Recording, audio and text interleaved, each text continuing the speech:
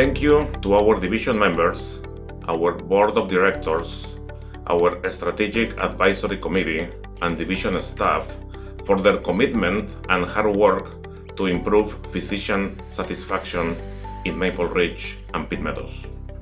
We have grown to 112 members over the past 7 years, and our membership continues to be a driving force in working together with our community partnerships to make positive healthcare change. The division is honored to be our physician force as we meet and create relationships both locally and provincially with government and health authority leaders. The division is proud to represent our 112 members and work on your priorities each year. I hope you enjoy this video, which is showcasing the difference we are making together, improving healthcare both for physicians and for patients. Thank you very much.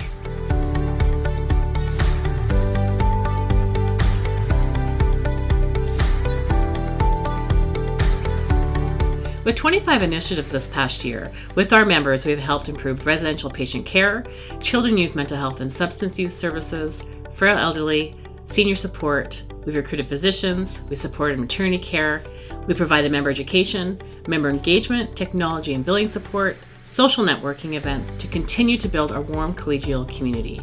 We've also worked on our future with member priorities, finding funding to improve care for adult mental health, chronic pain, continued work with frail elderly, and child and youth mental health and substance use. Our physician leadership has also worked tirelessly on the new Ministry of Health patient medical home direction and how this could best benefit our members and community. The division is grateful to have 80% of our members engage in this work, with 31 hardworking committees throughout the year that also includes 13 specialists and 80 community partners. Thank you to our members for your care, your passion, and commitment.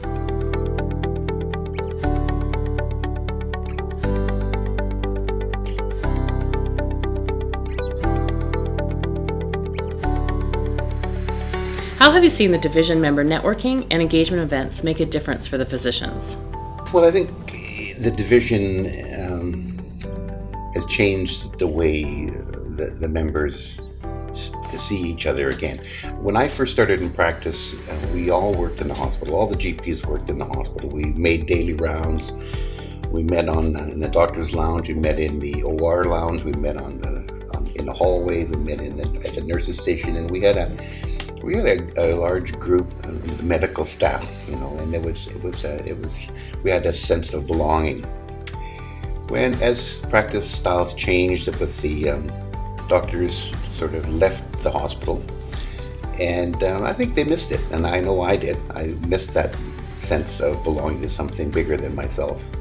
The division gave us and them a chance to be a part of a group against something bigger than themselves. And I think if you ask the doctors, I think something like 85 or 95% of our members felt that they enjoyed being part of the division and part of this group and family of family doctors, if you wish. That's what I think the division members feel like again now.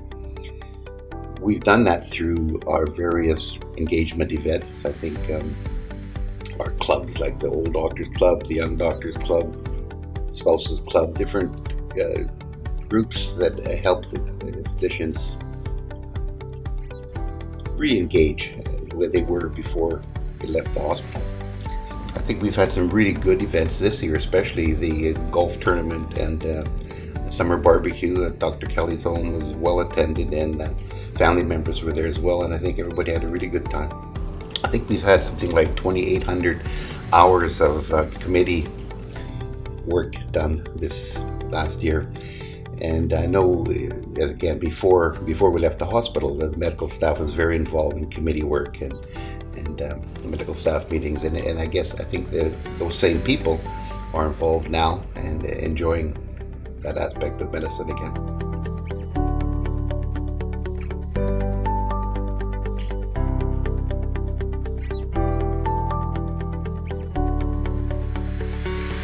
Why is supporting technology important to physicians to improve patient care?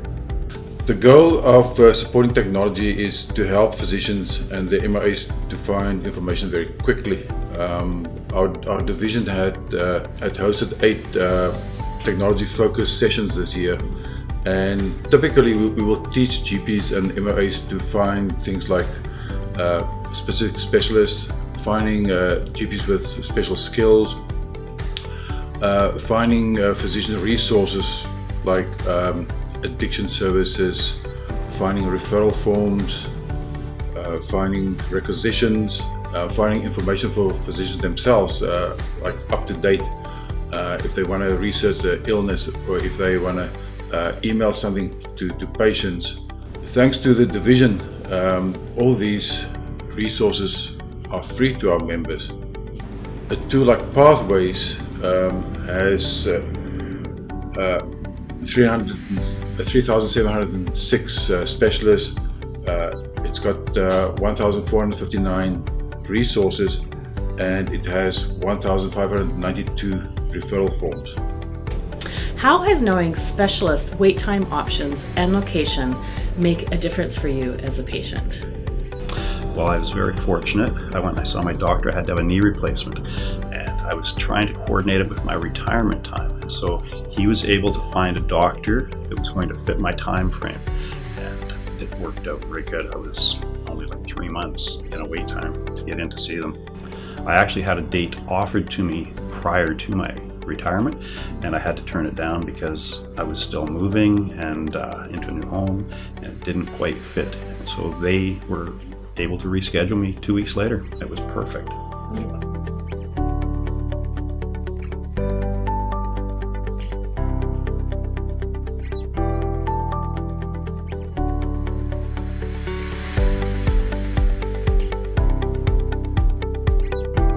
As a physician in the hospital, how has the doc-to-doc private referral listing made a difference for you as a physician?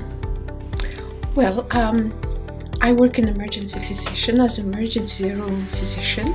It's a very important idea. People came with brilliant idea of creating a list, private list of physicians who would be willing to accept some of our patients. And it reminds me one particular case where the young man of 30-some years old, engaged, planning his trip to South America for a few months, had recent diagnosis of cancer, kidney cancer. And the best thing for us is to try to arrange family physician to follow up, to check on blood pressure, on referrals, and to have even a little chat where patient can trust. I managed to give a call to one of the members who agreed to have that part of the process of private referrals, and things been arranged for him. How has the Find a Doctor website made a difference for the staff at Ridge Meadows Hospital? We see quite frequently big percentage of our patients who come to emergency department because they don't have family physician or they just moved recently to the community, and they end up in emergency. Not all patients have access to internet or have, technical knowledge how to use, where to look for, and how to come, or they have other issues they have to deal with. So they get information through emergency, printed out information or cards of physicians who are accepting new patients.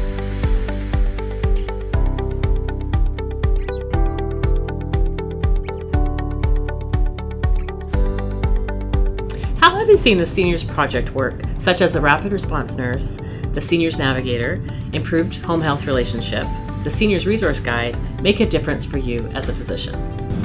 Well, as you know, the division has been involved in trying to ensure focus of care on the patient, but trying to make it a seamless delivery of service.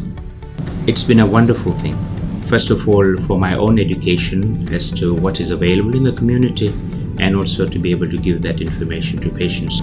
The wonderful service now available of Seniors Navigator, which has been a collaboration with the Maple Ridge Meadows Community Services, whereby you can just refer the patient to them and they will sort out what they need and how to connect them to those services. The rapid response nurse is particularly helpful for the busy physician in the office, in that you get a call from a patient who is frail, elderly, has difficulty getting to the office, and they have a problem which is a more acute problem. You can have the rapid response nurse go and visit them, so you have your eyes, your ears, and your hands on the patient, and they will let you know immediately within 24 hours as to what is going on. The important thing is to prevent patients unnecessarily having to go to the hospital and overload the emergency department, but also inconvenience themselves in the process. So that's working extremely well. So I think that for a family doctor to have these services at your fingertips has been a big blessing. There's also been a drive to try and empower seniors in their own self-care. So the CARES project that was launched here has been a great help. And some of our patients who were amongst those who were trialed have already found that very helpful, to have a call from a coach every week. And they find that even those that I thought were relatively fit, because we are looking at the frail elderly but pre-frail to prevent them becoming frail and therefore improving their health overall.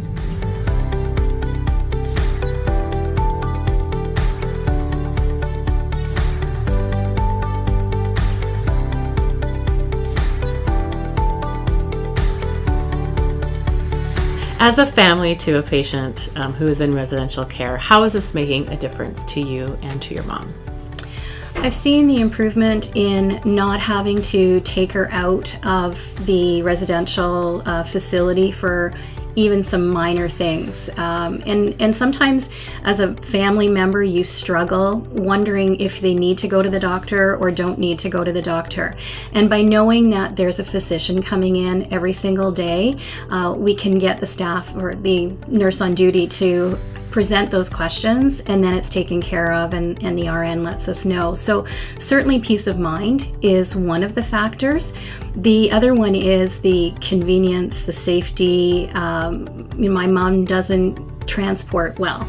And so getting her from her bed to her wheelchair, coat on, shoes on, out in all kinds of weather, and then into the car, repeat it again when we get to the doctor's office, and then coming back for the trip, that's really hard on my mom, and we've been able to eliminate a large amount of that. There are certainly appointments that we need to go to our family doctor for, but we've been able to eliminate some of the ones, and it has created a much more peaceful care environment for her overall. The other factor as a family member and as the person who does her care and takes her to all of her appointments is the absolutely huge amount of time savings that I've had. And I'm extremely grateful that this project came about. And with the way that it's working, it's been great for our family overall.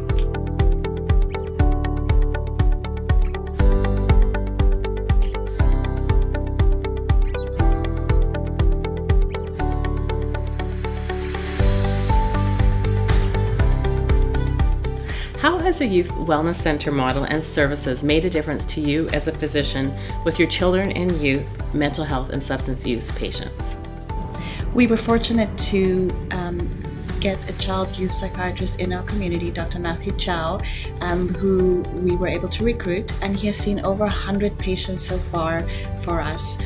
We were also very fortunate to start using a child and youth navigator in our community, and this person is able to provide children with services with regards to counseling or anxiety groups or whatever the parents and the child needs in order to manage their specific needs. We also have a Thursday evening youth drop-in clinic at the Youth Wellness Center where GPC patients, where they can come and see the navigator. They don't need a referral to see the navigator, and we deal with the child and youth's issues while there. And also through our work, we were able to provide a child and youth mental health and substance use guide, where all these services that are provided in Maple Ridge are put together, and GPs can refer to those and use them to help the children and the youth in the clinics with any mental health issues. How has working with your family doctor and the Youth Wellness Center made a difference for you?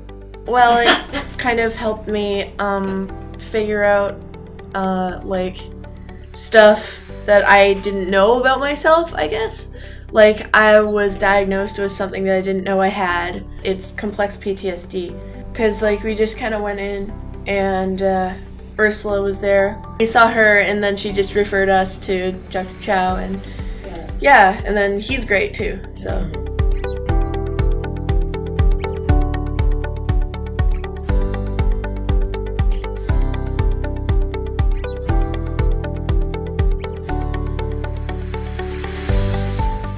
As a new physician in our community, how have you seen education benefit the physicians?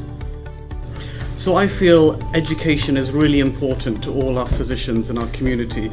Every doctor wants to be up to date and wants to know what's going on so they can provide the best treatment to all of their patients. I think this year I personally have found the education sessions invaluable, and I think it's improved the care that I provide to all of my patients on a daily basis. This year we've arranged over 15 different education sessions in various topics, from technology, polypharmacy, medical marijuana, community mental health, and also billing support to all our physicians. This year it's been really well attended, and we've had over 355 education participants throughout the year. So I think as a community we've benefited, and all the physicians have also benefited.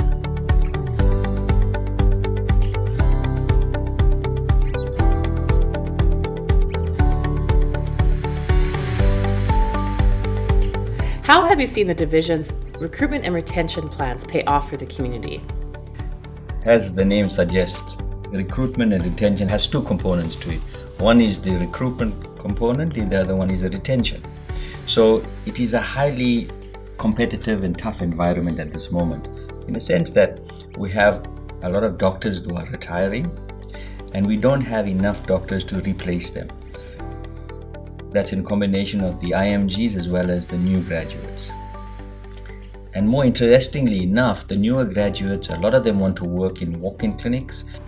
So we have some advantages here, in the sense that we have a beautiful environment, we live around the mountains, we have good accessibility to Vancouver, there's excellent schooling, and more importantly, we got an excellent group of physicians in our area.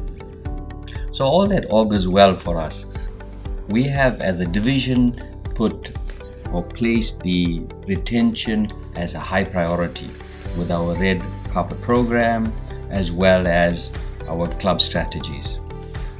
We have also got a very strong mentorship program where we pair the experienced GPs with the new GPs, so that there's a mentoring process and a learning process that goes on. We have now matched 9 mentorship kind of pairs together, as well as we have recruited 3 GPs.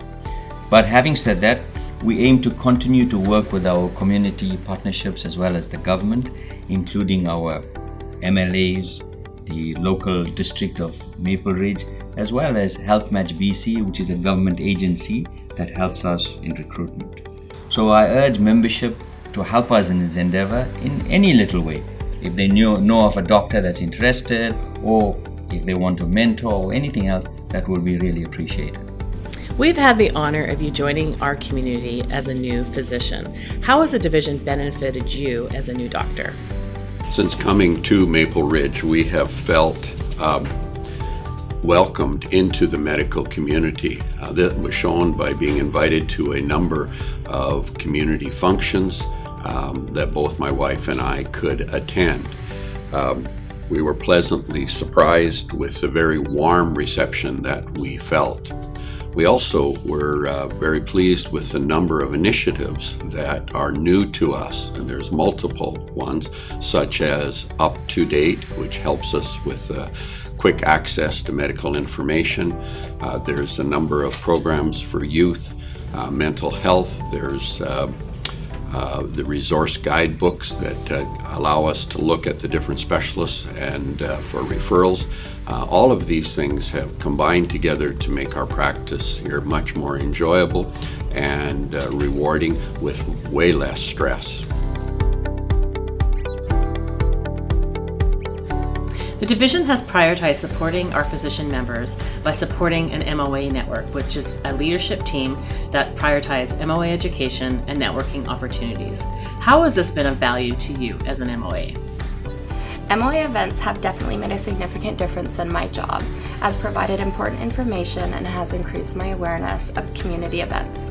They provide an excellent outlet to network with physicians and MOAs in the community while increasing our knowledge of different office processes that could be helpful to us.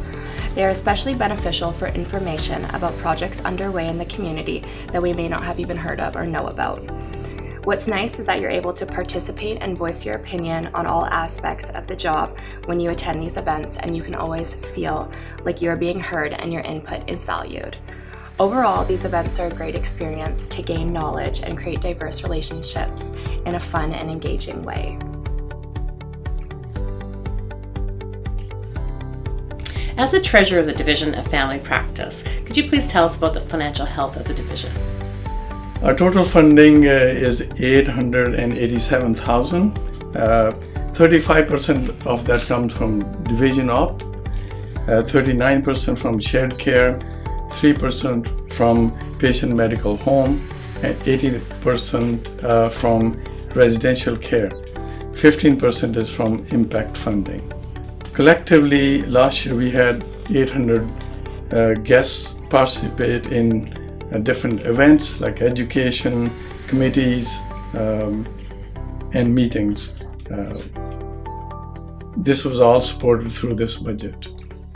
We are accountable to both our funders and our membership, and we do that by evaluation of each initiative, and we report that back to our funders and our membership. We are looking for new initiatives. We're seeking funding for chronic pain and opioid dependency, adult mental health, frail elderly, and patient health hub.